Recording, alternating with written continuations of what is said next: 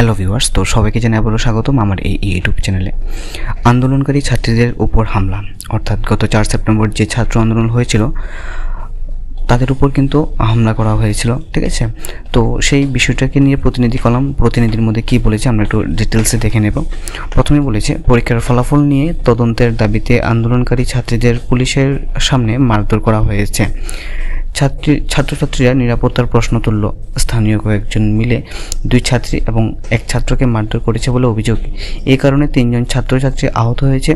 ছাত্ররা পুলিশের সামনে কীভাবে আন্দোলনকারী ছাত্রীদের মারধর করা হয়েছে তার জবাব চাইছে। ঘটনা বুধবার ত্রিপুরা কেন্দ্রীয় বিশ্ববিদ্যালয়ের সামনে। 3 দিন আগে কেন্দ্রীয় বিশ্ববিদ্যালয়ের অন্তর্গত কলেজগুলির পরীক্ষার ফলাফল ঘোষণা হয়। ফলাফলে দেখা গেছে শুধুমাত্র রামঠাকুর কলেজে 50% উপর ছাত্রছাত্রী ফেল করেছে। ফেল করার সংখ্যা কলেজেও বেশি। এই নিয়ে ছাত্ররা আন্দোলনে নেমেছে। তারা বুধবার সকালে সূর্যমণিনগরে কেন্দ্রীয় বিশ্ববিদ্যালয়ের সামনে বিক্ষোভ দেখাতে শুরু করে। ছাত্ররা রাস্তায় বসে তাদের দাবি, শিক্ষামন্ত্রী ছাত্রদের ফেল করার বিষয়টি দেখুন, আবার যেন উত্তরপত্রগুলি সঠিকভাবে পরীক্ষা করে ফলাফল প্রকাশ করা হয়। এই দাবি নিয়ে আন্দোলন চলতে থাকে। এমন সময় আন্দোলনরত ছাত্রছাত্রীদের উপর স্থানীয় 2 জন আক্রমণ করে তাদের উপর গাড়ি তুলে দেওয়ার হুমকি দেয়। থাপ্পড় মারা হয় 2 ছাত্রীকে। সহপাঠীদের বাঁচাতে গিয়ে আহত হয় 1 ছাত্র।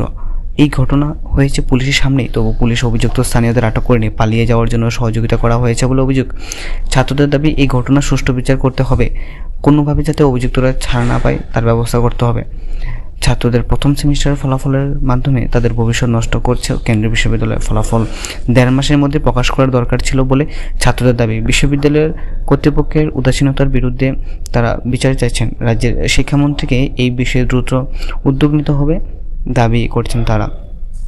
তো এখানে বলেছে যে গত 4 সেপ্টেম্বর যে আন্দোলন হয়েছিল, অর্থাৎ ছাত্র আন্দোলন, সেখানে তাদের উপর কিন্তু হামলা করে বা তাদের উপর যে চোর থাপ্পড় দেওয়া হয়েছিল যে স্টুডেন্টদের, সেই স্টুডেন্টদের চোর থাপ্পড় মারা হয়েছিল বা মারধর করা হয়েছিল, কিন্তু যারা মেরেছিল তাদেরকে পুলিশ সহায়তা করেছে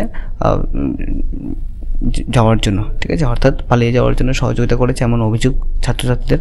তো তাদের সুবিচার চাচ্ছেন ছাত্রছাত্রীরা এবং 1.5 মাসের জায়গায় 6 মাস লাগিয়েছে রেজাল্ট আউট করার জন্য, অর্থাৎ প্রথম সেমিস্টার রেজাল্ট 1.5 মাসের মধ্যে বা 2 মাসের মধ্যেই প্রকাশ করার কথা বলা হয়েছিল, কিন্তু এই রেজাল্ট কিন্তু 6 মাস পরে প্রকাশিত হয়েছে, যার জন্য স্টুডেন্টদের অসুবিধা হচ্ছে। তো এই নিয়ে খুব শীঘ্রই নোটিফিকেশন আসবে তোমাদের কী করতে হবে বা তোমাদেরকে কী করবে, তোমাদের রেজাল্ট যাদের কম এসেছে বা ব্যাক এসেছে, ঠিক আছে, অর্থাৎ রামঠাকুর কলেজে 50% স্টুডেন্ট ফেল করেছে, মানে এটা কিন্তু অনেক, ঠিক আছে।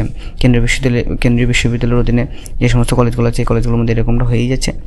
তো এই নিয়ে বিস্তারিত নোটিশ বা নোটিফিকেশন আসবে। ধন্যবাদ।